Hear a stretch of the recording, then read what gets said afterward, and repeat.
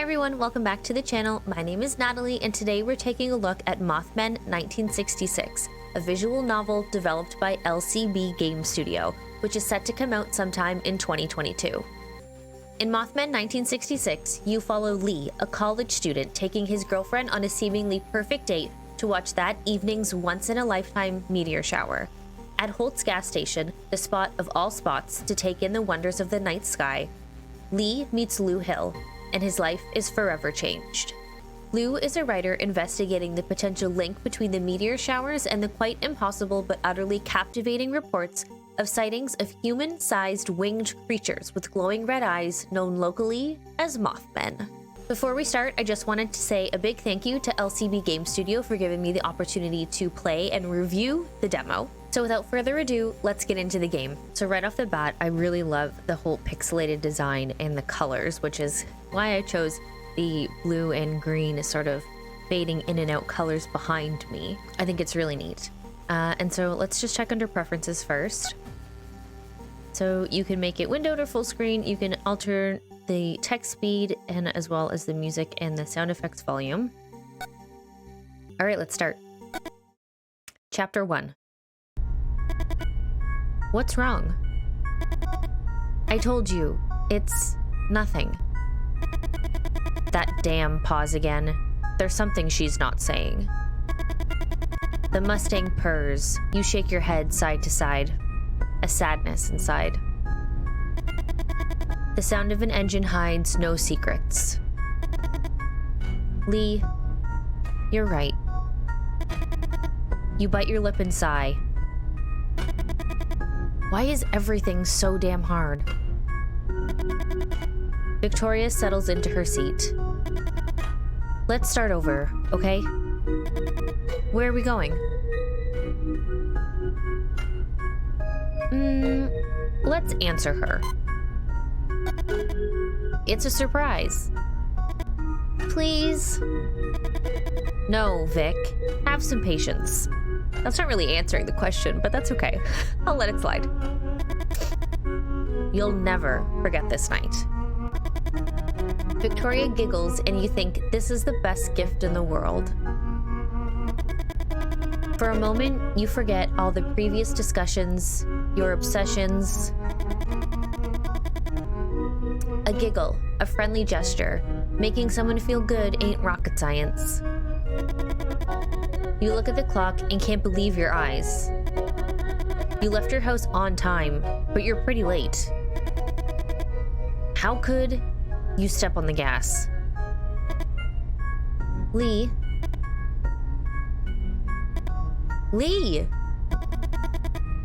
You scratch at the side of your head. Wow, you hate being told how to drive so much.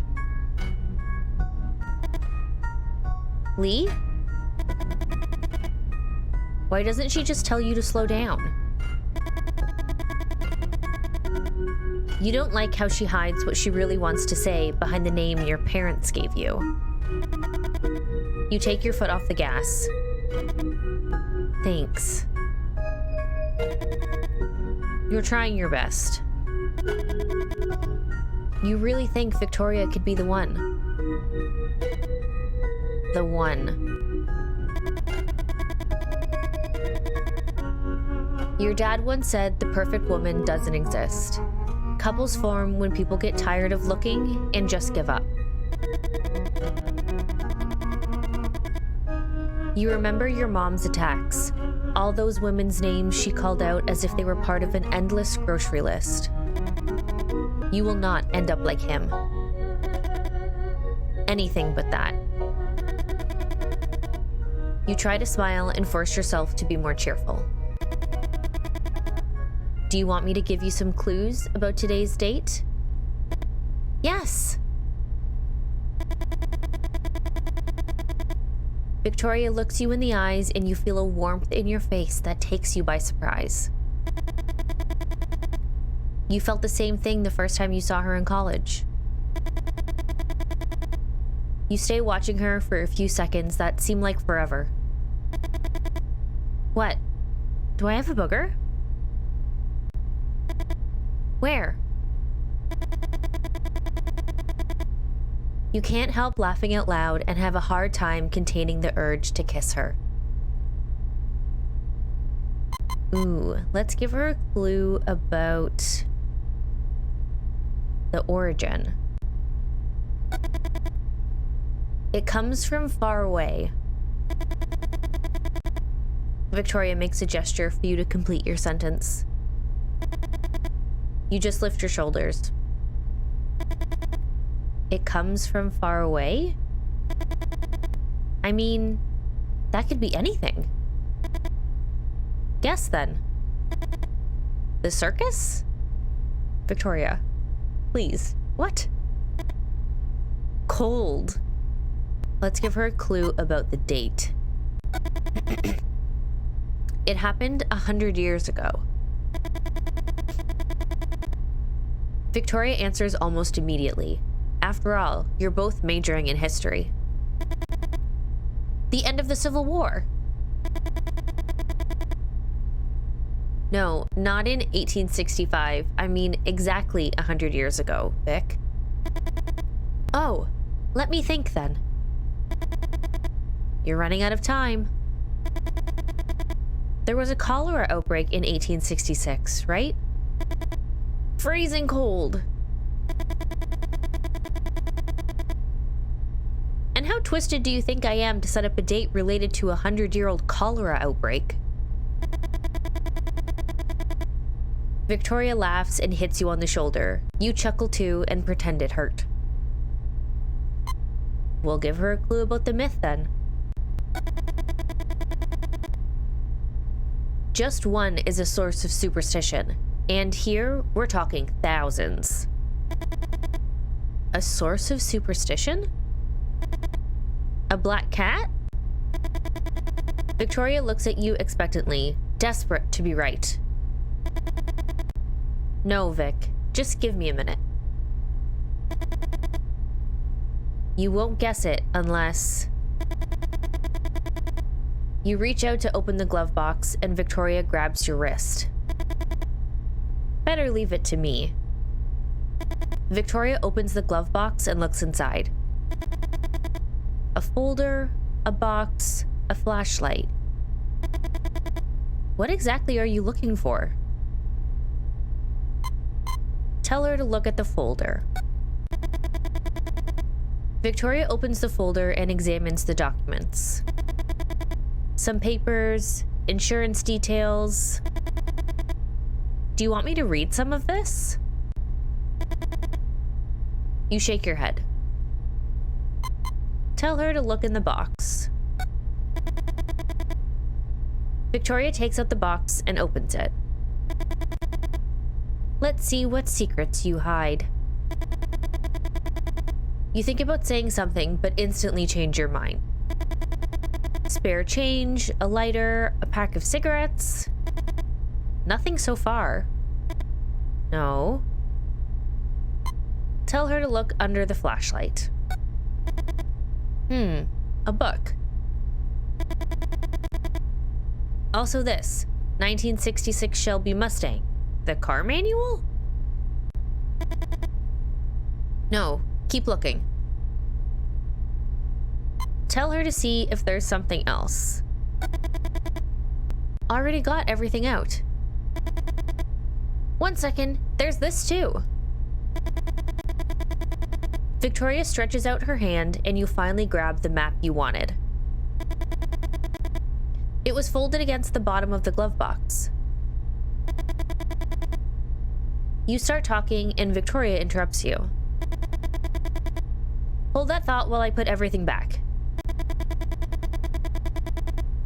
You rest the map on the dashboard. Victoria put away the folder, the box, the flashlight. Keep it tidy in there, Vic. Ha, very funny. Vic flicks through the book she found.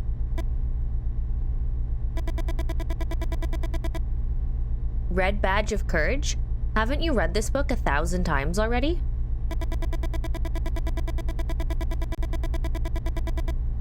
You know she's testing you, that you don't have to explain to someone like her why you carry the seminal work of your college degree's focus around everywhere.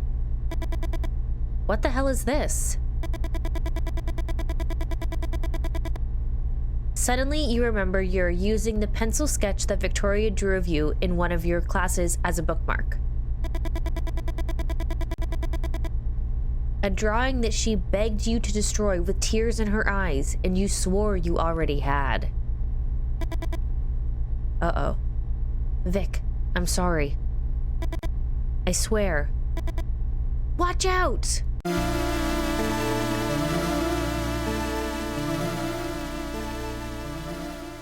You swerve to avoid a shape in the road. Victoria looks back. Lee? We almost ran that thing over. You put your hand on Vic's shoulder, trying to reassure her. Victoria points forward. Just keep your eyes on the road, please. She's doing it again, telling you how to drive. At least this time, she came right out with it, instead of hiding her disapproval behind your name. You try to control yourself, but it's hard. It's not just this last thing, but the accumulation of all the small gestures.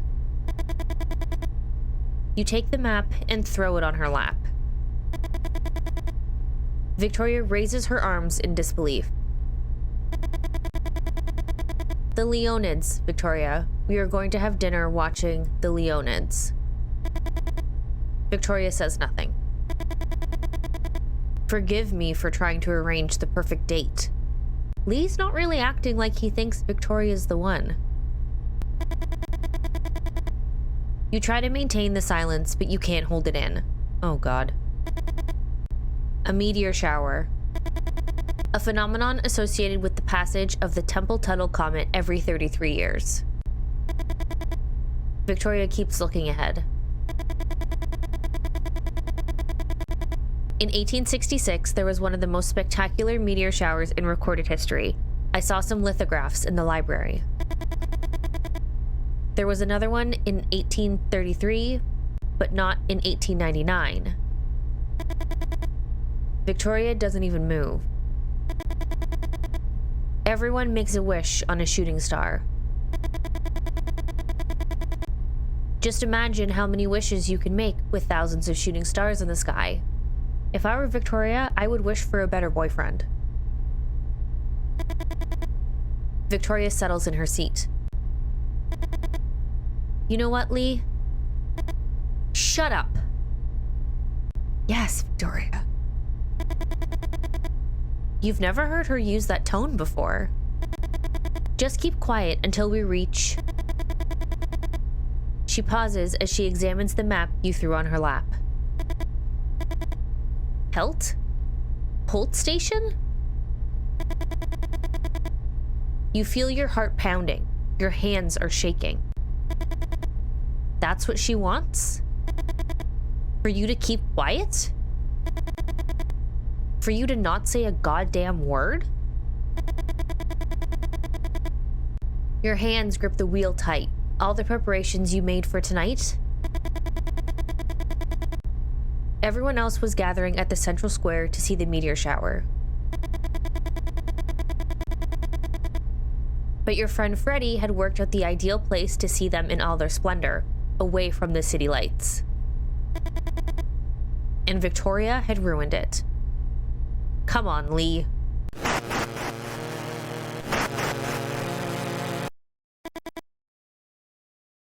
What the fuck? A shadow twitches next to the Mustang's radio antenna. What the hell is that? Stop, Lee, stop.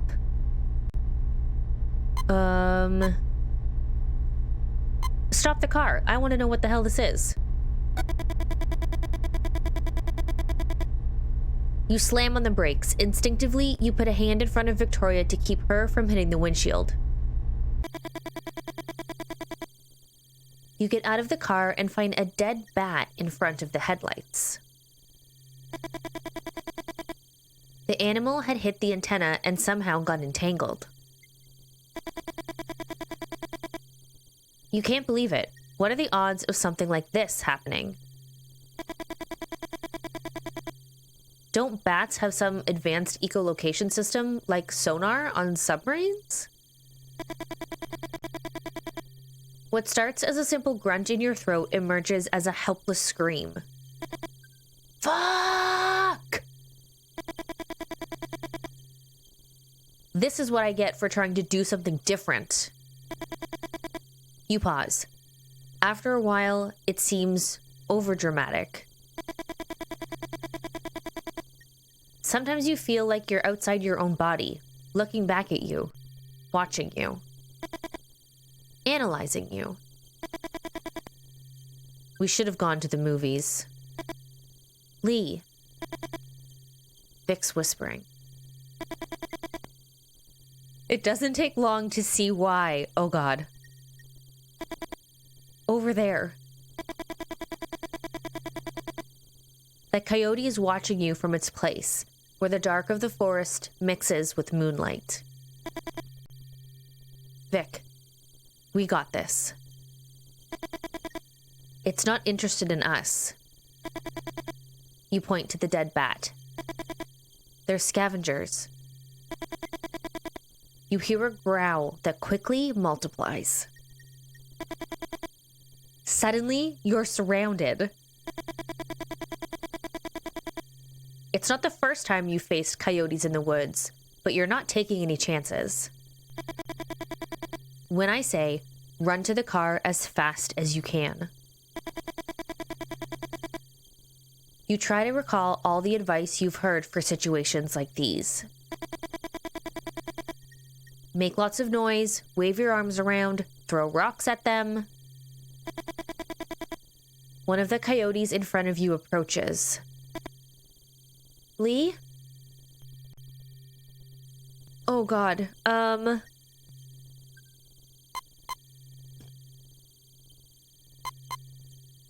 Yell and gesture? Oh God.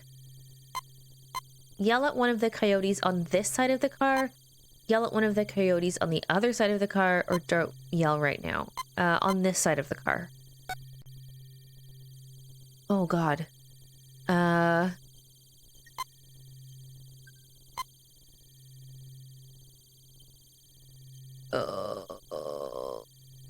Yell at the coyote to your right?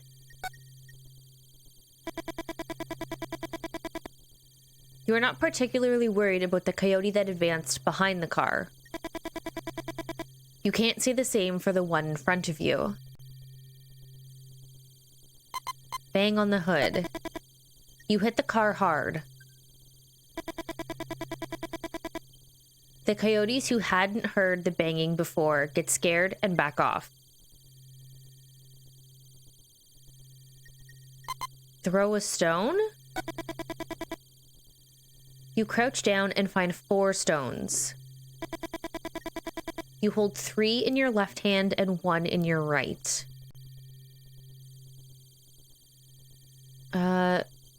Throw it at one of the coyotes on this side of the car. I'm gonna throw it at the coyote on my left. The stone hits the coyote in the nose, and the animal retreats.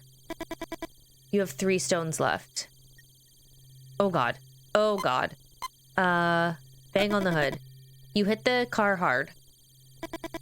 The coyote that advanced hadn't yet heard you hit the car before and gets scared and backs off.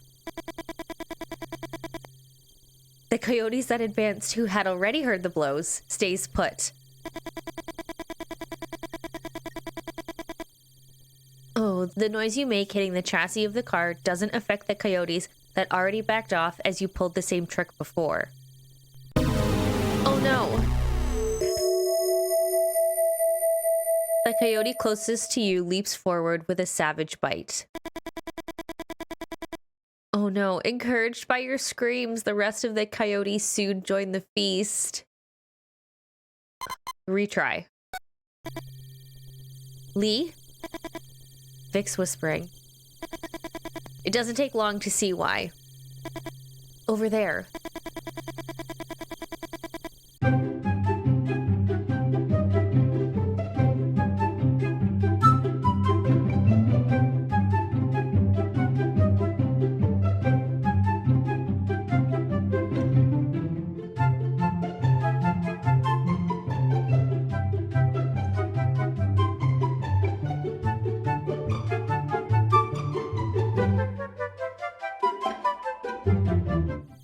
Okay, so I stopped recording for a little bit. I tried it again off camera. Maybe the camera was making me nervous. I wrote down some possible choices, and I think I have it figured out. So let's see. We are going to yell at the coyote on our right. And then we are going to yell at the coyote in the center. And then we're going to yell at the coyote on the left. And then we're going to bang on the hood.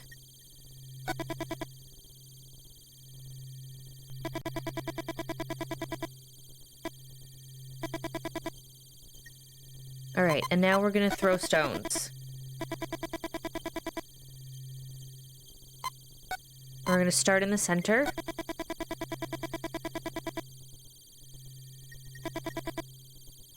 And then we're going to throw a stone at the coyote on our right. And then we're going to throw a stone at the coyote behind us. And then we're going to throw a stone at the coyote on the other side. And all the coyotes have retreated into the dark of the forest. And I have no stones left. Run to the car. Now! Oh my goodness. You get in the car, close the doors, and Victoria starts laughing. Although you know the reaction is more adrenaline than anything else, you start laughing too, and then kiss her. You start up the car and the V8 roars to life. You resume the trip. After a few wordless minutes, you suddenly remember something. Holt, Vic. We're going to Holt's gas station. Victoria starts whistling. The doubts, the fears, everything seems a bit ridiculous now. You think about the plans you made for tonight and smile. You really like to hear her whistle.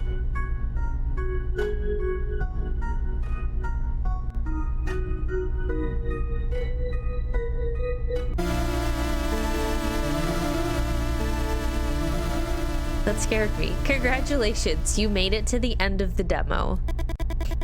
But not to the end of the story. Victoria and Lee are looking forward to their special date, far from the city, the perfect place to enjoy the heavenly phenomenon of the Linotas.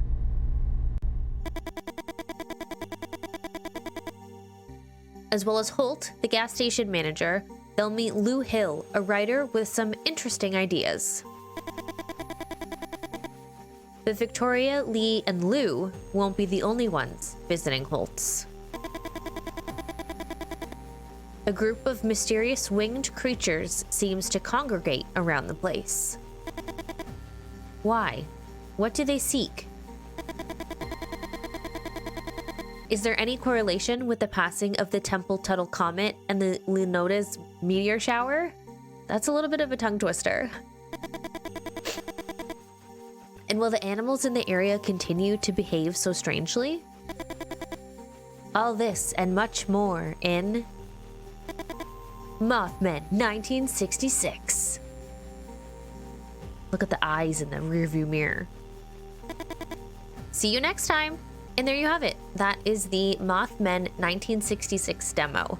I'm a little disappointed at the lack of Mothmen, but the Coyote minigame was definitely interesting and definitely challenging. I wonder if there's going to be more of those sort of minigames throughout the rest of the visual novel. Hopefully they won't be as difficult, because that did take like almost half an hour to figure out, but I like it. It adds something new to the traditional visual novel. So thank you again to LCB Game Studio for the opportunity to play the demo. I look forward to seeing what the rest of the game is like. Thanks so much for watching, and hope to see you soon. Bye!